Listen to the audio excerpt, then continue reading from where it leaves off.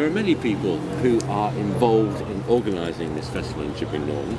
John Shortland is one of them. But John, you're a first-time author as well. Yes, I am. Yes, it's exciting, isn't it? Oh, it's extraordinary. I mean, it's such an extraordinary journey to have been along, writing a book and having it published at the same time as organising the literary festival. And how long is that journey between having the idea for a book and seeing it?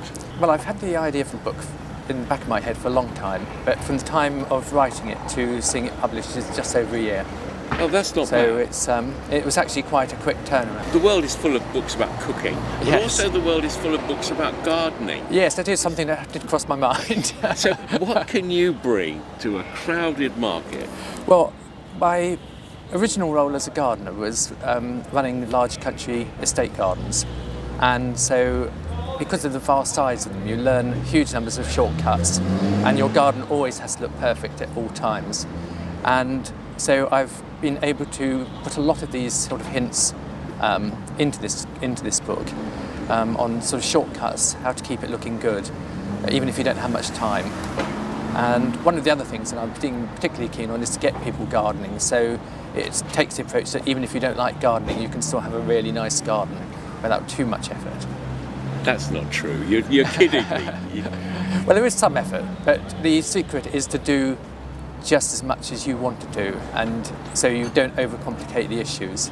So some of us think that the key to having a lovely garden at all times is to have a man to do it. You're saying you can actually do it yourself. I'm saying you can do it yourself, but I'm also saying it's absolutely fine if you hate mowing lawns to pay somebody else if you can manage to do so.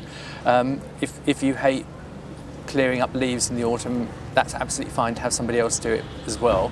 But if you are doing it yourself, there's various shortcuts that you can take to make the life and your chores just that little bit easier. So what are you calling your book?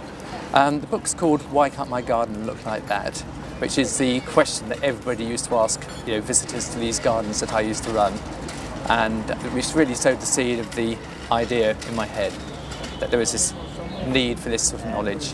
And is it for all of us, even those who are not horticulturally gifted? It's particularly for those that aren't horticulturally gifted and not even sure whether they like gardening very much. So there's actually a section on what happens if I don't like gardening.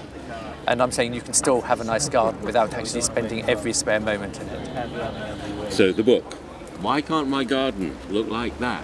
It's the first book from John Shortland. Congratulations. Thank you very much. Have a wonderful festival, and thanks for talking to me. Yes, thank you.